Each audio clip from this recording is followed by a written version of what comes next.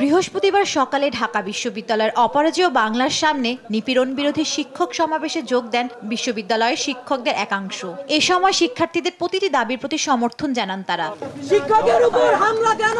গ্রেফতার বন্ধ করে দ্রুত জাতিসংঘের মাধ্যমে তদন্ত করে বিচারের ব্যবস্থা করার দাবি তোলেন শিক্ষকরা।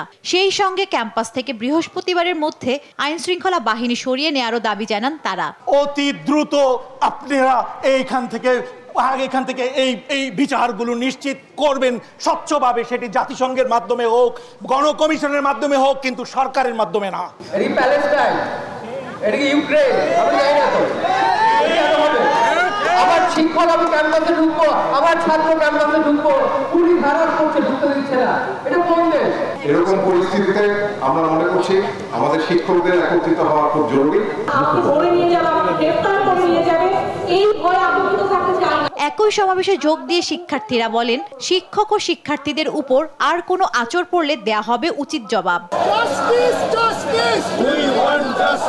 পরে সেখান থেকে শিক্ষক শিক্ষার্থীরা মিছিল নিয়ে ভিসি চত্বর, রাজু ভাস্কর্য হয়ে শহীদ মিনারে গিয়ে শহীদদের প্রতি ফুলেল শ্রদ্ধা জানান। সেখানে পালন করা হয় 1 মিনিট নীরবতাও।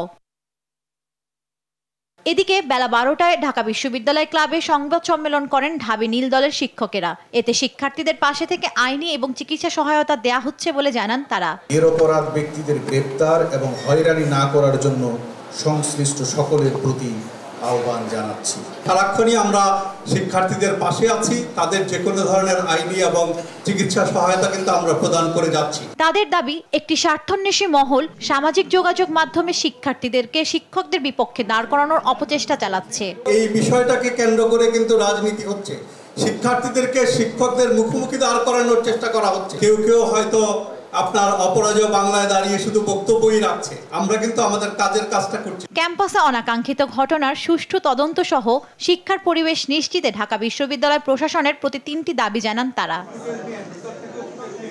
জান্নাতুল মোহনা, দেশ টিভি, ঢাকা।